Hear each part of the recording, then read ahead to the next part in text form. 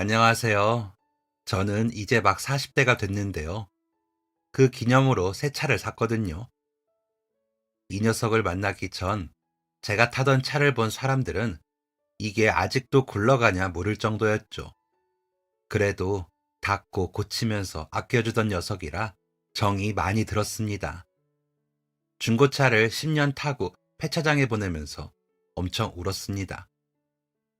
제 첫 차는 아니었지만 그 작은 소형차로 정말 여기저기 부지런히 다녔거든요. 어머니 시장에 모셔다 드리기도 하고 병원에 모시고 다니고요. 매일 아침 어머니 출근과 저녁 퇴근을 도와주는 고마운 녀석이었습니다. 물론 저도 출퇴근도 했습니다. 그러다 보니 저와 제 어머니에게는 소중한 존재였죠. 다리가 아프신 어머니와 제게 일상생활을 할 수 있는 중요한 이동수단이었으니까요.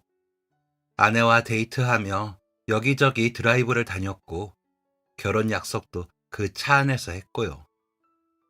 그리고 우리 아이가 생애 처음 탄 차이기도 했고 제가 필요한 때에 언제나 곁에 있어준 고마운 녀석이었던지라 유난히 애틋했습니다. 그런 녀석을 보내려고 하니 정말 마음이 천갈래 만갈래 찢기는 것 같더라고요. 그래서 새로운 녀석을 고르면서 신중을 기했습니다. 보내준 녀석보다 더 오래 타야 하니까요. 지금 데려온 녀석은 새 차거든요. 그래도 아직 저 녀석이 더 익숙한지 낯설 때가 있습니다. 특히나 전에 타던 녀석은 정말 고마운 마음이 모여 저에게 온 녀석이라 그런지 진짜 작은 티끌 하나 내지 않고 가벼운 접촉사고 한 번 없이 타기도 했고요. 제 몸의 한 일부라고 생각하고 제 반려 자동차라는 생각으로 타기도 했습니다. 너무 차를 좋아하는 거 아니냐고요? 아닙니다. 그 녀석은 그래야 했습니다. 저는 어린 시절부터 넉넉치 않은 집안에서 자랐습니다. 당연히 이동수단은 버스이거나 걸어 다녔죠. 자전거라도 타고 싶다는 생각을 했습니다. 그래도 참아야 했습니다. 그런 걸로 제가 졸으면 어머니 마음이 아플 거라는 걸 알았으니까요. 그래도 씩씩하고 건강하게 잘 걷고 잘 뛸 수 있는 아이로 자랐으니 감사하다고 해야 할까요? 어머니는 새벽부터 밤이 될 때까지 식당 일을 하셨습니다. 그럼에도 형편은 나아지지 못했죠. 어머니가 인심이 너무 좋으셨던 것일까요? 이윤이 많이 남지 않더라고요. 한번 오셔서 입에 맞아 계속 오시는 단골 손님들이 계시긴 계셨지만 주변에 프랜차이즈 식당도 많이 생기고 젊은 사람들이 가는 식당이 잘 되더라고요. 그러다 보니 오래 장사하시고 계신 분들이 고전을 못 면했죠. 처음엔 가게가 알려지지 않아서 장사가 안 되고 나중엔 밀려서 장사가 안 되고요. 구석진 곳에 위치한 작은 가게들이 줄 선 그 골목은 다 장사가 안 됐습니다. 그 작은 골목 앞으로 네온 사인 화려한 다른 가게들도 많은데 굳이 거기까지 들어오기가 쉽지 않다고들 하더라고요. 그래도 한번 오신 손님들은 거기가 찐 맛집 골목이라며 오시고요. 어머니의 음식은 정말 맛있었습니다. 맛이 없어서 안 된다는 말은 사양합니다. 반찬 하나 만드실 때도 신경을 많이 쓰셨고 그 정성은 맛으로 나타났습니다. 그랬기에 어머니의 음식은 언제 먹어도 그 맛 그대로 정겨운 맛이기도 했죠. 어쩌면 그게 문제였는지도 모릅니다. 자극적이지 않은 맛이었으니까요. 연세 드신 분들이 좋아하는 그런 고향의 맛이라고 할까요? 장사만을 위한 그런 맛은 아닐 거라고 생각합니다. 조금은 다른 사람들이 하듯이 쉬운 방법을 선택해 빠르게 했을 수도 있겠죠. 여기저기 시판 소스들이 많은데 힘들게 만들어 사용하는 게 이윤에는 안 좋죠. 그렇다고 장사가 아주 안 된 건 아닙니다. 돈을 아주 많이 벌지 못했다는 거죠. 제가 생각한 어머니의 음식의 가치보다 인정을 받지 못하신 것 같다는 표현입니다. 어머니가 40년 가까이 장사를 하신 덕에 저는 초, 중, 고 다 다닐 수 있었습니다. 대학은 제가 아르바이트 하면서 다녔습니다. 어머니는 아직도 그 점을 미안해 하시죠. 저희 지역에 시립 전문대학을 나온 덕에 다른 대학보다 등록금이 적은데 어머니께서는 내가 해줬어야 하는데 우리 아들이 못난 엄마 때문에 고생을 이라고 하시면서 속상해 하셨습니다. 그러시지 마시라 그래도 그러시더라고요. 그런 어머니 아래에서 자라다 보니 저는 어머니가 속상하신 게 제일 싫었습니다. 어디가 아프시다고 하시면 배꼽 위가 묵직하니 속이 상하더라고요. 그래서 아버지가 밉고 원망스러웠습니다. 어머니를 제일 고생시키신 분이었거든요. 젊을 땐 직업도 없이 어머니 가게 나가 시간만 때우다 술을 마시는 사람이었습니다. 소위 술만 마시면 개가 된다는 그런 부류의 사람이었죠. 그렇다고 술을 마시지 않으면 착하고 좋은 사람인 건 아니었습니다. 술을 안 마실 때는 말없이 주변에 관심이 없는 냉정한 사람이었고, 술을 마시면 거칠고 주변에 다 시비를 거는 냉정한 사람이었죠. 아들인 제게도 마찬가지였습니다. 그저 제가 다 마음에 안 드는 것 같더라고요. 밥을 먹어도, 물을 마셔도, 걸어 다녀도, 뛰어다녀도 잔소리를 하고 화를 냈습니다. 그래도 다행인 건 폭력적인 행동을 하신 적은 없다는 거였을까요? 어머니께도 저에게 하시는 거와 다르진 않았지만 잔소리가 심하셨죠. 어머니 음식에도 한 번을 맛있다는 말을 하신 적이 없다고 하더라고요. 입이 짧아 잘 드시지도 않는 분이 어찌나 까탈스러운지 수저든 내내 이 음식은 어떻고 이 음식은 이렇게 하면 안 되고 간이 어떻다 하시면서 식사 시간 내내 심사평을 기다리듯 마음을 졸이며 밥을 먹어야 했습니다. 그러다 반박하는 말을 어머니와 제가 하기라도 하면 한참을 쏘아보는데 그 눈빛에 질려 숨이 막힐 것 같았습니다. 무조건 잘못했다고 했습니다. 안 그러면 또 술을 마시거나 취한 채로 술을 더 마시면서 큰 목소리로 소리를 칠 테니까요. 가정교육이 안 됐다라던가 집안에 위신이 안 선다라던가 하며 짜증이 섞인 목소리로 날카롭게 소리를 치는 아버지 앞에서 저는 벌벌 떨었습니다. 아버지가 그러면 무섭더라고요. 어머니도 그러셨는지 제 귀를 막아 안고 우셨습니다. 그 날카롭고 윽박지르는 목소리는 아버지가 잠이 드실 때까지 계속됐습니다. 한참을 그러다 보면 손님들과 다툴 때도 있고 장사는 더 안 되었죠. 술주정하는 사람이 있는 식당에 누가 와서 밥을 먹겠어요. 잠이 든 아버지를 가게 한쪽에 만든 작은 방에 눕히고서야 안심이 되었습니다. 한번 잠이 든 아버지는 누가 업어가도 모르더라고요. 어머니는 그런 아버지가 미울 법도 한데 오히려 제게 아버지 미워하지 마. 마음이 아파서 그러시는 거야. 우리 정호가 이해해드리자 라고 하셨습니다. 어릴 때는 그런 어머니가 이해가 되지 않았습니다. 고생만 하는 어머니에게 잔소리만 하는 아버지는 왜 이해를 해야 하는지 도통 모르겠더라고요. 무섭고 싫은데 미워하지 말라니 이해가 안 됐습니다. 아버지의 직업은 원래 군청 산림과의 직원으로 굉장히 성실한 사람이었답니다. 그런데 우연히 직속 상관이 저지르는 봐주기식 일처리를 아시게 된 것이었죠. 오랜 관습 같은 것이긴 했어도 옳지 않은 일이기에 당연히 보고를 올렸답니다. 그랬는데 징계는 아버지가 받으셨답니다. 품계 유지를 방해했다는 명목으로요. 동료를 악의적인 목적으로 비방하고 깎아내린 죄라고 하더랍니다.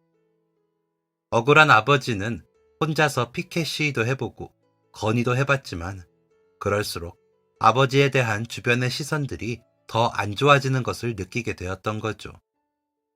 그런 단체의 환멸을 느낀 아버지는 일을 그만두시게 되셨답니다. 그 후로는 매일 술을 마셨고 그러다 잔소리를 시작하더랍니다. 아마 혼자서 세상의 모든 불만을 터뜨리기에 그만한 게 없었을 거라 생각합니다. 하지만 그 대상이 하필 약한 아내와 어린 아들이라니 비겁하다 생각했고 지금도 그 생각은 크게 달라지진 않았지만 어머니는 그런 아버지가 불쌍하답니다. 오죽하면 그렇게 됐겠냐면서요. 원래는 정도 많고 다정한 사람이라면서요. 다정한 아버지의 얼굴은 기억도 나지 않는 제게 하시는 어머니의 그 말들은 그렇게 큰 효과는 없었기에 저는 아버지가 원망스럽고 미웠습니다. 제대로 눈을 마주치고 대화를 나누거나 몸을 부딪혀 놀이를 한 기억도 없는 아버지를 제가 왜 좋게 생각하고 대해야 하는지 모르겠더라고요. 그저 두렵고 피하고 싶은 존재이기만 했습니다. 아버지라는 사람은. 아버지를 이해할 수 있는 방법은 없었고 변명도 들을 시간이 없었습니다. 제 기억 속에 아버지는 그렇게 남을 수밖에 없었습니다. 제가 초등학교 5학년이 되던 해에 아버지가 돌아가셨습니다. 학교에 있던 저는 수업 중 교실 문 앞으로 오셔서 얼른 집에 가보라는 교감 선생님의 말씀에 서둘러 달려가 봤지만 아버지는 안 계셨습니다. 어머니만 너무 슬픈 얼굴로 우시고 계시더라고요. 마지막까지 어머니를 울리는 사람이었습니다. 아버지는. 막상 아버지가 돌아가셨다니 저도 많이 울었습니다. 어린 제가 무슨 생각이 들었다기보다 슬프더라고요. 아버지가 돌아가신 게. 다른 집의 아버지들처럼 저를 사랑해주진 않았지만 그래도 아버지라는 존재가 더 이상 함께하지 못한다는 것 정도는 알았기 때문에 눈물이 나더라고요. 그렇게 아버지가 돌아가시고는 갑자기 어릴 때 아버지가 목마를 태워주시던 게 생각이 났거든요. 좋은 기억이 아무것도 없다고 생각했는데 있더라고요. 나쁜 기억만 가지고 아버지를 경계했던 저를 보는 아버지의 마음도 좋지는 않았겠다는 생각이 드니 죄송하기도 하더라고요. 제가 학교 가고 일어나 걷다가 쓰러지셨다는 이야기를 들었을 때 그날 아침 아버지와 나눴던 대화가 뭐였더라 생각해보니 그저 목례였습니다. 다녀오겠습니다 라는 흔한 인사말도 없이 그저 목례만 했더라고요. 매일 그렇게 인사를 하고 학교에 가는 저의 뒷모습을 아버지는 매일 보셨겠죠. 그렇게 아버지가 갑작스럽고 허무하게 돌아가시고 그 후로 어머니는 더 열심히 일을 하셨습니다. 저를 보시면 웃으시긴 했지만 일만 하셨죠. 마치 무슨 형벌이라도 받고 계신 것처럼 그렇게 일을 하셨습니다. 아버지가 안 계신 빈자리를 일로 채우시는 것 같더라고요. 그러면서도 저를 위해 무너지지 않고 버티시는 것 같아 감사했습니다. 그런 어머니를 보고 자라면서 어머니가 존경스럽기도 하고 미안하기도 했습니다. 그래서 제 나름대로 어머니를 도울 수 있는 방법들을 찾기 시작했습니다. 겨우 초등학생인 아이가 아무리 고학년이어도 할 수 있는 게 많지는 않더라고요. 식당 일을 돕는 건 당연했고 돈도 아껴 쓰려고 노력했습니다. 어릴 적부터 몸에 배어서 어려운 일은 아니었지만 다른 애들 따라가지 않으려 일부러 더 주변을 살피지 않았다고 해야 할까요? 어린 애들에게는 가끔 그런 게 상실감이 되긴 하더라고요. 그런데 저는 어머니와 안정적인 생활을 꿈꾸며 버텨졌습니다. 중고등학교 때는 브랜드 있는 옷이 유행을 해도 입을 생각도 하지 않았습니다. 그런데 제가 안 되어 보이셨는지 어머니께서 종종 옷을 알아서 사주시기도 하셨습니다. 저가 브랜드이긴 하지만 깔끔하게 챙겨주셔서 부끄러운 적 없었죠. 오히려 브랜드 자랑하는 친구들에게 한심하다 할 정도였습니다.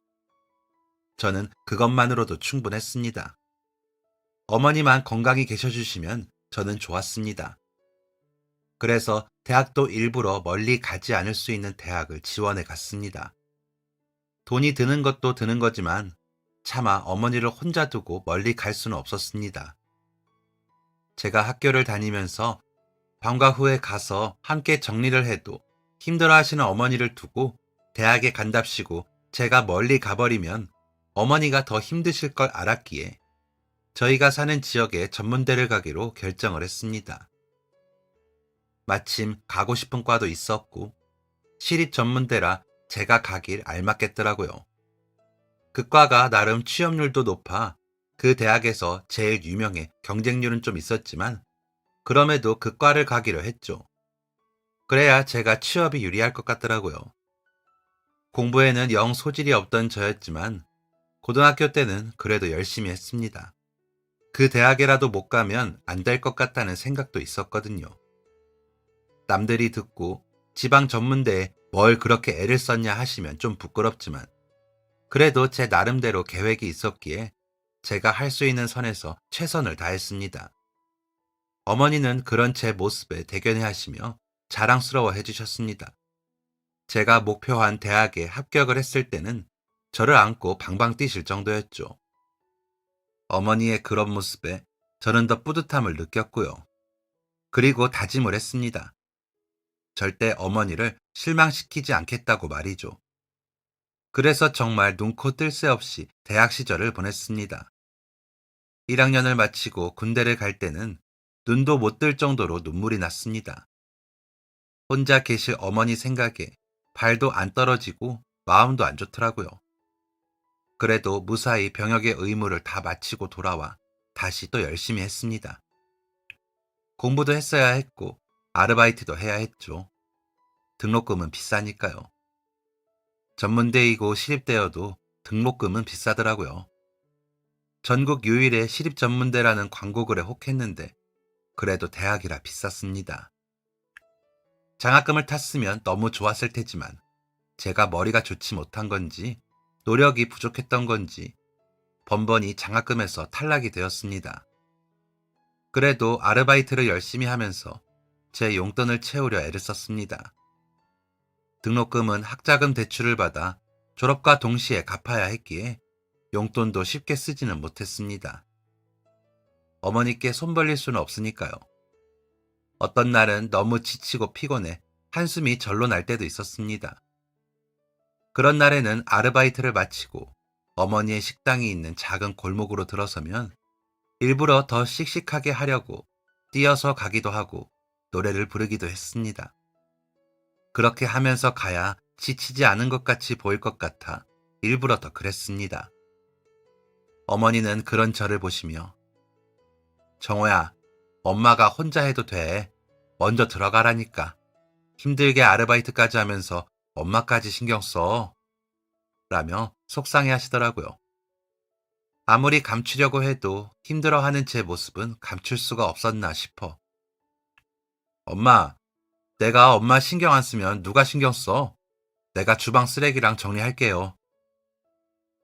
더 크고 씩씩하게 말을 하고는 눈을 비벼가며 어머니 식당 정리를 도왔습니다.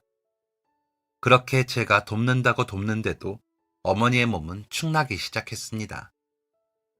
밤마다 앓는 소리를 내며 진통제를 찾으시는 날이 점점 더 늘었죠. 여기저기 파스로 도배를 하듯 붙이고도 아프셔서 혼자 주무르다 주무시더라고요. 특히나 무릎은 팅팅 부을 때도 있어 찜질을 하지 않으면 안 되는 수준까지 되었고요. 젊은 저도 힘든데 어머니는 오죽하실까 싶었습니다. 그렇게 저희 모자는 서로 힘든 걸 알면서 서로에게 도움이 되려고 아프고 힘든 걸 버티면서 그렇게 지냈습니다. 어머니는 등록금을 못 내주셔서 아쉬워하셨죠. 아버지가 사업을 해본다고 진 빚 때문에 그 돈 갚느라 힘드신 걸 알았기에 저는 어머니께 하나도 서운하지 않았습니다. 더 못 도와드려서 죄송했죠. 그때는 차도 없어 어머니 무릎이 아프실 때 병원에 한번 가는 것도 일이었습니다. 버스만 고집하시니까요.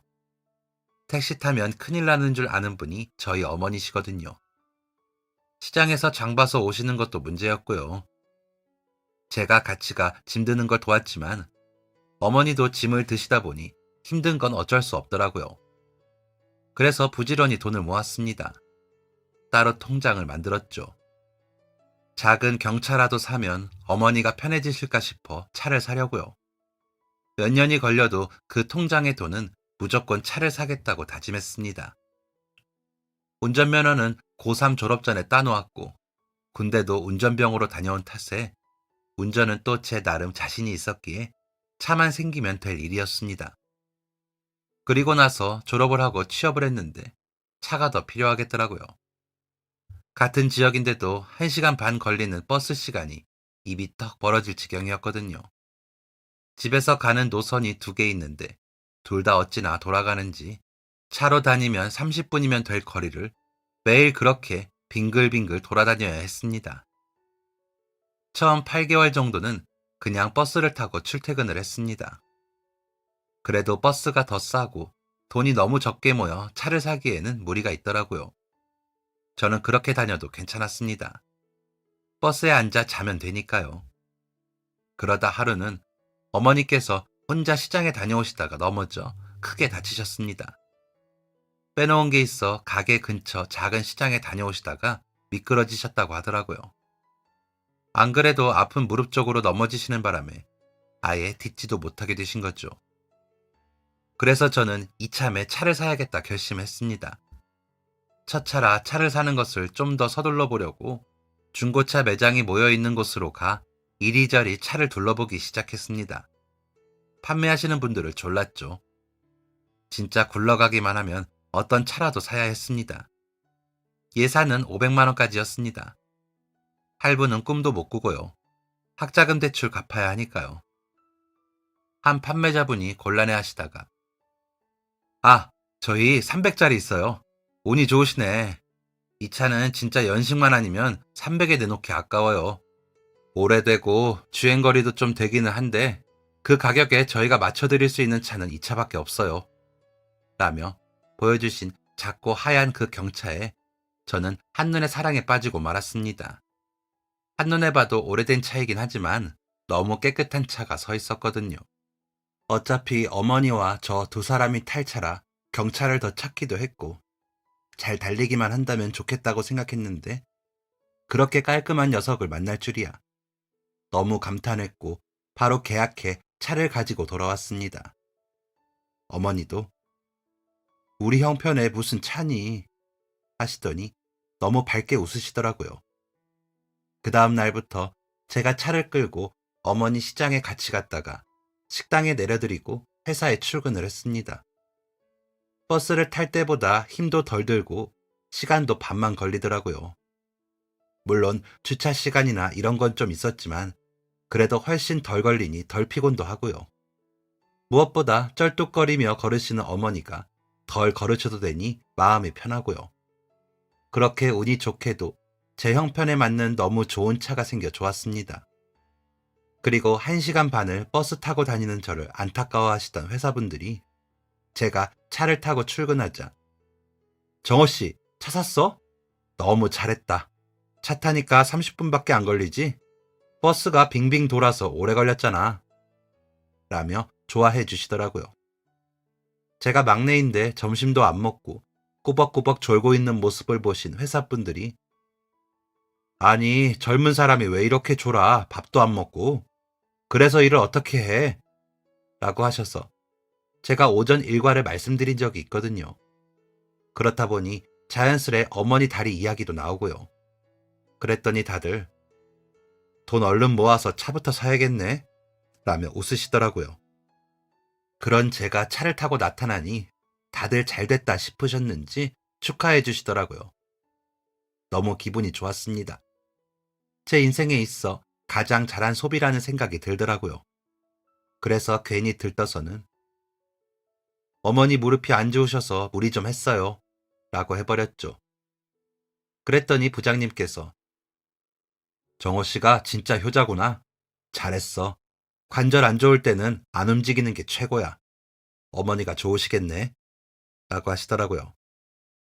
그렇게 기분 좋게 바람이를 타고 출퇴근을 했습니다. 한 3주 정도 되었을 때 조금 더 꾸며주고 싶더라고요. 그래서 퇴근 후에 바람이 안을 이리저리 정리를 했습니다. 그러다 등록증을 옮겨두려고 글러브 박스를 열어 꺼냈는데 작은 핑크색 봉투가 조수석 바닥으로 툭 떨어지는 겁니다. 어머니가 편지를 써놓으셨구나 싶었습니다. 어머니께서는 종종 제게 편지를 써서 제 방 책상 위에 올려놓으시곤 했거든요. 그래서 봉투를 열어 편지를 펼쳤는데 낯선 글씨체로 적힌 편지가 있더군요. 안녕하세요. 저는 이 차를 팔려고 내놓은 전 차주의 딸입니다. 차를 사셨는데 이렇게 편지를 받고 놀라셨을 것 같네요. 신뢰를 무릅쓰고 부탁을 드리고 싶어 이렇게 메시지를 남겨보려고 합니다. 차를 보셔서 아시겠지만 참 아끼면서 탄 차입니다. 아버지께서 사신 가장 큰 물건이기도 했고요. 저와 아버지는 이 차를 타고 많은 곳을 다녔습니다. 해돋이도 보고 해넘이도 보면서 여기저기 다녔으니까요. 아버지와 제가 바다를 좋아하거든요. 아버지와 바다 보러 갈 때마다 동해건 서해건 남해건 어디든 함께한 녀석이에요. 덩치는 작아도 여기저기 잘 다녀준 아이라 너무 감사하고 있습니다. 비록 아버지 병원비 때문에 이렇게 헤어지지만 새로 만나는 차주분께서도 이 녀석을 아껴주셨으면 좋겠다는 생각을 해 편지를 적어봅니다. 저희처럼 사고 한 번 없이 이 아이와 함께 하시길 바라겠습니다. 잘 부탁드립니다. 감사합니다. 라고 적힌 편지를 읽는데 마음이 짠하더라고요. 바람이를 아끼는 마음도 보였고 헤어지는 아쉬움이 느껴져 마음이 무거웠습니다. 편지를 가지고 집으로 들어가는데 무거운 마음이 얼굴에 드러났는지 어머니께서 왜 무슨 일 있어? 차에 다녀온다더니 표정이 왜 그래? 라며 물으셨습니다. 그래서 차에서 찾은 편지를 건네드리며 보여드렸습니다. 돋보기를 쓰고 한참을 보시던 어머니께서는 세상에 병원비 때문에 어쩐지 차가 너무 깨끗하잖아. 세상에 어쩐다니 라며 안타까워하셨습니다. 그렇게 궁리를 하듯 편지를 읽어보시던 어머니께서는 제게 정호야, 엄마가 하는 얘기 이상하게 듣지 마. 엄마는 그래도 걸을 수 있잖아. 그런데 이분들은 차가 없으면 영 불편하겠어. 그렇지 않니? 병원비가 이렇게 들 정도면 차 없이 어떻게 지내시겠어. 그래서 말인데 이 차를 돌려드리는 게 어떠니? 라고 하시더라고요. 저는 어머니가 하시는 말씀에 아이 그래도 하다가 아버지 병원비라는 글자가 자꾸 눈에 밟혀 고개를 끄덕이며 그러자고 해버렸습니다. 저희도 차가 간절했지만 그분들은 더 간절할 것 같다고 생각이 들었거든요. 아버지와 단둘이 그 차를 타고 다녔을 누군가의 모습도 생각이 나고요. 그래서 다음날 아침 차 판매자분께 연락을 했습니다. 저기 얼마 전에 경차 산 사람인데요. 이 차 파신 분 연락처 좀 알 수 있을까요? 드릴 말씀이 있어서요. 라고 했더니 차에 무슨 문제가 생긴 건지 물으시더라고요. 그런 건 아니고 편지 이야기를 하며 차를 돌려드리고 싶다고 말씀드렸습니다. 돈은 안 돌려받아도 됩니다. 차를 파신 사정이 너무 안 됐고 아버지가 아프다고 하시니 차가 정말 필요하실 것 같아서요. 부탁 좀 드릴게요. 라며 말씀드렸습니다. 그러자 판매자분이 제가 이 일을 15년이 넘게 하면서 이런 적은 정말 처음이네요. 차를 그냥 돌려주신다니 대단하십니다. 제가 구매자분의 뜻을 전달은 해보겠습니다. 구매자님 연락처를 알려드려도 될까요? 라고 하시기에 그렇다고 말씀드리고 전화를 끊었습니다. 그러고 났더니 마음이 좀 이상하더라고요. 몇 주 사이 바람이와 정이 붙은 건지 괜히 코가 따끔거리기도 하고요. 그래도 어머니 말씀대로 하는 게 옳다는 생각에 잘 돌려보내겠다 다짐했습니다. 40분쯤 지났을까? 낯선 번호로 전화가 오더라고요. 받았더니 제 나이 또래 여자분의 목소리가 들리더라고요. 중고차 판매자분께 전화 받고 연락드렸습니다. 박정호 씨 맞으실까요? 하시는데 올 것이 왔구나 싶어 준비한 말들을 했습니다. 아버님이 더 필요하실 것 같아요. 저희는 괜찮으니 차를 가져가세요. 라고 하면서도 제 목소리가 조금 떨렸던 것도 같습니다. 상대는 한참 말이 없더군요. 그러더니 떨리는 목소리로 호의는 너무 감사하지만 그렇게는 할 수 없죠. 너무 죄송해서 라는데 약간 울먹인다는 생각이 들더군요. 그럼 아버님 나아지실 때까지만 빌려 타신다고 생각하시면 어떨까요? 너무 차에 신경 많이 쓰신 게 티가 나서 제가 사연까지 알고 나니 그냥은 차를 못 탈 것 같아서 그래요. 라며 설득을 해 만나기로 약속을 했습니다. 나가면서도 엄마, 차 데려다 주러 가요. 라고 하자 어머니께서도 집 앞까지 나오셔서 잘 가. 그동안 고마웠다. 가서 너 할 일 잘하고 잘 지내. 라며 차에게 인사를 하였습니다. 지금 생각하면 웃기지만 그때는 그게 진심이었습니다. 약속 장소에는 많이 지친 듯이 보이는 여성분이 나오셨더라고요. 한눈에 차를 알아보고 걸어오시는데 너무 인상이 좋으셔서 마음이 놓였습니다. 선한 눈매에 화장기 없는 얼굴이 너무 착해 보이시더라고요. 차키를 건네드리며 몇 주였지만 제가 바람이라고 이름도 붙이고 잘 탔어요. 사고도 없었고요. 아버님께서 쾌유하시기를 바라겠습니다. 라고 했습니다. 차키를 건네받으시다가 제 팔을 잡더니 정말 감사합니다. 제가 뭐라도 해드리고 싶은데 지금 상황이 여의치 않네요. 너무 감사합니다. 감사합니다. 라며 우시더라고요. 그 마음이 뭔지 알 것도 같아 잠시 우시는데 서 있어 드렸습니다. 돌아서서 눈물을 닦으시기에 차에 있던 티슈를 꺼내드리면서 안에 제가 쓰던 티슈랑 이런 건 다 새 거라 안 뺐습니다. 그냥 쓰세요. 서류 정리는 다시 만나서 하시죠. 그럼 저는 이만 가보겠습니다. 차 타고 먼저 출발하세요. 라고 했습니다. 그러자 제가 댁까지 모셔다 드릴게요. 그거라도 하게 해주세요. 라고 하시더라고요. 처음엔 사양했지만 그렇게는 못하겠다고 버티셔서 어쩔 수가 없더라고요. 그래서 알겠다고 하고 조수석으로 가 앉아 집까지 타고 왔습니다. 내리기 전에 제게 차가 전보다 더 잘 나가는 것 같아요. 정말 잘 데리고 있어 주셨나 봐요. 너무 좋은 분을 만나 제가 하시더니 또 우시더군요. 자꾸 그렇게 우시니 제가 어쩔 줄을 몰라 당황이 되더라고요.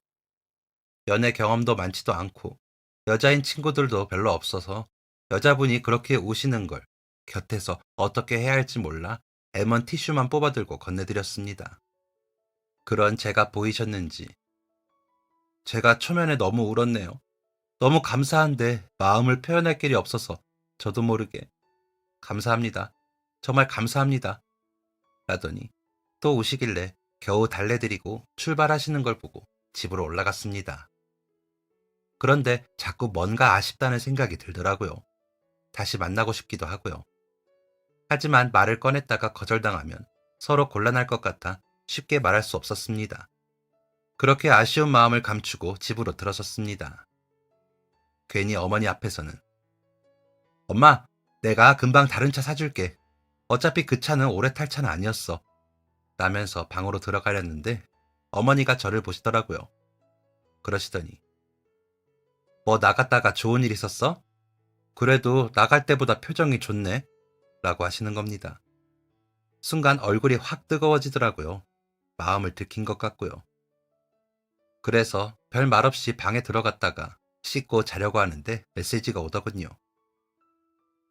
경황이 없어서 성함도 못 말씀드렸네요. 저는 김미현입니다. 다시 한번 감사드립니다. 종종 연락드려도 될까요? 라고 적힌 메시지에 저는 가슴이 터질 것 같더라고요. 너무 반갑고 좋다가 들떠서 착각하는 거 아닌가 하는 생각도 들고요. 그래도 답장은 해야 할 것 같아. 잘 들어가셨나요? 너무 많이 우셔서 잘 들어가셨나 걱정하던 차였습니다. 편하실 때 연락 주시면 저는 좋습니다. 라고 답장을 했습니다. 지금 생각해도 가슴이 뜁니다. 그때 그 순간이 없었다면 지금의 저는 어떻게 됐을까 싶거든요. 그렇게 시작된 메시지는 그날 밤이 늦도록 계속됐습니다. 그리고는 종종 정말로 연락을 주고받는 사이가 됐지요. 아니, 그날 이후 거의 매일 연락하며 지내는 사이가 되었습니다. 그러는 사이 제가 차를 끌지 않고 출퇴근을 하자 회사분들이 물으시더라고요. 뭐야, 벌써 사고라도 났어? 차가 오래돼서 퍼졌어? 라면서요. 그래서 아니에요 만 반복하면서 대답을 피했습니다. 괜히 쑥스럽더라고요. 그러다 사장님께서 내일 외근 나가는 직원이 많아서 각자 개인 차량 좀 썼으면 좋겠는데 정호 씨도 내일은 차 가지고 출근해요. 라고 하시는 겁니다. 곤란해져서 더 이상 말을 하지 않을 수 없게 돼요. 저 사장님, 제가 차량이 있었는데 없어졌습니다. 하고 말씀드렸더니 무슨 말인가 싶으신지 저를 빤히 보시더라고요. 그래서 있었던 일들을 말씀드렸습니다. 제 이야기를 들으시면서도 저를 보시던 사장님은 정호 씨, 착한 줄을 알았는데 보기보다 더 사람이 좋네. 라고 하시더니 웃으시더라고요. 제가 멋쩍게 웃자 없는 걸 뭐 어쩝니까? 알겠습니다. 하시더니 나가시더라고요. 그러더니 다시 들어온 사장님께서 차 키를 주시며 정호 씨, 그 차로 움직여요. 하시기에 그날 외근을 하며 하루 종일 운행을 했습니다. 확실히 소형차가 경차보다 좋긴 하더라고요. 힘도 더 좋고 더 넓고 그랬으니까요. 그래도 제 것이 아니니 불편하더라고요. 그래서 바람이가 더 좋았다는 생각을 했습니다. 왜냐하면 제 거였으니까요. 미연 씨가 잘 탈 생각을 하면 아깝진 않았지만 그렇더라고요. 업무를 다 보고 사무실로 돌아와 키를 반납하러 사장실에 들어갔더니 정호 씨, 그 차로 움직이라니까요. 앞으로도 그 차로 출퇴근도 하고 해요. 내가 필요해서 그러는 거니까 고맙다고는 하지 말고. 전에 정호 씨 덕에 따낸 공사로 우리 회사 이익 많이 봤거든. 내가 뭐로 보답을 하나 했는데 물론 중고차도 작은 선물은 아닌 거 나도 알아요. 두 번은 내가 못해요. 이번이 처음이자 마지막이에요. 어제 정호 씨 이야기 듣고 감동했어요. 어머님 모시고 다니려면 차 있어야 한다면서요. 부장님이 요즘 사람 안 같이 너무 착하다고 입에 침이 마르도록 칭찬하시더라고요. 효자라고. 나 효자 좋아하거든요. 라고 하시면서 웃으시는데 어떻게 해야 할 줄을 모르겠더라고요. 그냥 그 자리에서 저는 기절하는 줄 알았습니다. 온몸이 부들부들 떨리더라고요. 사장님은 고개를 끄덕이시면서 나가보라고 하시기에 사장실을 나왔는데도 제가 뭘 받은 건가 싶어 정신이 없더라고요. 부장님은 절 보고 웃고 계시고요. 하루 종일 업무 본 거 모아서 정리를 하고 퇴근을 하려는데 발이 떨어지지 않더군요. 차라는 큰 선물을 받고 나니 퇴근을 하는 마음도 쉽지 않더라고요. 견물생심이라고 제가 물질적인 거에 그렇게 흔들릴 줄은 저도 몰랐습니다. 제가 멈칫거리자 부장님께서 앞으로 일 더 잘하면 되지. 뭐 차 때문에 회사에서 살 거야? 사람 너무 순진해도 힘들어. 얼른 가. 어머니 모시러 가야지. 하시는 겁니다. 감사하다며 몇 번을 인사를 하고서 퇴근을 했습니다. 운전을 하면서도 눈물이 질끔질끔 거리며 나더군요. 일개 신입사원이 1년도 일을 안 했는데 이런 선물을 주시다니 이 회사에 뼈를 묻어야겠다고 생각했습니다. 그러면서 미연 씨가 왜 그렇게 울었는지 이해가 되면서 생각이 나더라고요. 어머니가 생각보다 일찍 도착한 저를 보시고 오늘은 일찍 왔네 하시기에 그저 고개만 끄덕거리고 가게 정리를 도왔습니다. 그리고 집에 가자고 하면서 차로 모셨더니 어머니 눈이 동그래지시더라고요. 이게 무슨 차야? 어디서 났어? 라면서 물으시기에 사장님 말씀을 드렸더니 어머니도 눈물을 닦으시며 이렇게 감사해서 어떡한다니 정호야. 앞으로 너가 더 잘해야겠다 하시더라고요. 그러시더니 골목 끝에 있는 떡집에 가 떡을 맞추시겠다고 하셨습니다. 회사 사람들한테 다 나누라고요. 사장님 떡은 특별히 더 맞추신다고 하더라고요. 그러고는 집으로 돌아와 미연 씨에게 연락을 했습니다. 아무래도 미연 씨의 편지 한 통 덕분에 제가 과분한 선물을 받은 것 같아서요. 괜히 미연 씨가 생각이 많이 나더라고요. 그래서 연락했다고 했죠. 제 이야기를 들은 미연 씨는 한참 동안 말이 없었습니다. 그러더니 그게 왜 제 편지 덕이에요? 어머님하고 정호 씨가 너무 좋은 사람인 덕이죠. 저희 아버지가 그러시더라고요. 바람이가 좋은 사람을 데리고 왔다고요. 사장님도 정호 씨 알아보시고 그렇게 큰 선물도 하신 걸 거예요. 정호 씨 같은 사람이 어디 있어요. 저는 많이 오래 알지 않았는데도 알겠는데요. 라면서 웃더라고요. 그렇게 말해주는 미연 씨가 고마웠고 든든했습니다. 그렇게 얼마 안 있다 아버님께 인사를 갔습니다. 아버님이 한번 꼭 만나고 싶다고 하셨다고 하더라고요. 저희 어머니가 싸주신 음식을 가져다 드리면서 과일도 한 상자 사갔습니다. 아버님은 그런 제가 든든하다며 미연 씨도 좀 부탁한다고 하시더라고요. 얘가 내 병수발 하느라 일만 다니고 연애도 못해요. 정호 씨 같은 사람이랑 잘 지내면 내가 마음이 놓일 것 같아. 예쁘게 봐줘요. 라며 제 손을 잡으시더라고요. 얼굴이 화끈거리고 부끄러웠지만 기분은 좋더라고요. 미연 씨가 좋았기에 더 그랬던 거였겠죠. 아버님을 뵌 계기로 저희는 연애를 하는 사이가 되었습니다. 제 나이 30에 처음으로 연애를 하려니 처음인 게 너무 많아 횡설수설했습니다. 그래도 좋더라고요. 미연 씨는 저보다 4살이나 어린데도 지혜로웠습니다. 형편이 넉넉지 않은 저희에게 그런 지혜는 축복이라는 생각을 합니다. 번번이 제가 배우는 게 많았죠. 어머니도 좋아하시더라고요. 너무 참한 아가씨를 만나게 돼서 감사하다고 하시면서요. 그렇게 미연 씨와 4년을 연애를 하고 결혼을 하였습니다. 미연 씨와 데이트를 할 때도 함께 해준 차가 얼마 전 보내준 그 녀석입니다. 그 녀석 이름은 슝슝이었죠. 이렇게 각별한 사연이 있다 보니 더 애틋했습니다. 저는 지금도 그 회사에서 근무하고 있습니다. 이제는 부장입니다. 부장님은 이사님이 되셨고요. 사장님은 여전히 멋쟁이이십니다. 가끔 내가 차도 사줬는데 잘해? 라고 하시면서 웃으시는데 이제는 그때처럼 떨리거나 기절할 것 같진 않더라고요. 또 사주시게요? 라며 농담을 하죠. 아내가 타던 바람이는 저와 결혼을 하던 해에 보내줬습니다. 아내와 아버님이 많이 서운해 하시더군요. 저도 서운했고요. 몇 주였지만 제 첫 차였기도 해서 그런지 마음이 좀 그렇더라고요. 슝슝이로 데이트를 더 많이 하곤 했지만 바람이도 간간히 보고 살피기도 했거든요. 아버님은 내가 너 덕분에 살았다. 고맙다. 하시며 절도 하셨습니다. 그 후로 양가 무슨 일이 있으면 슝슝이로 어디든 갔습니다. 저희 큰애 돌잔치 때는 2번씩 4번이나 오고 가야 할 정도로 작은 차였지만 그래도 저희는 불평 없이 잘 탔답니다. 저희에게는 세상에서 제일 좋은 차였으니까요. 아이가 둘로 늘어나고도 저희는 그래도 좋다고 생각했습니다. 뭐 이런 사람이 있나 싶으시죠? 이렇게 사는 사람이 어디 있냐고 하더라고요. 요즘은 소비의 시대라고도 한답니다. 너무 쉽게 사고 버리는 시대라는 뜻이죠. 하지만 저는 그러기보다 물건들에게도 조금 더 의미를 두고 아끼고 사랑을 주면 어떨까 하는 생각을 합니다. 지구가 아프다고 하잖아요.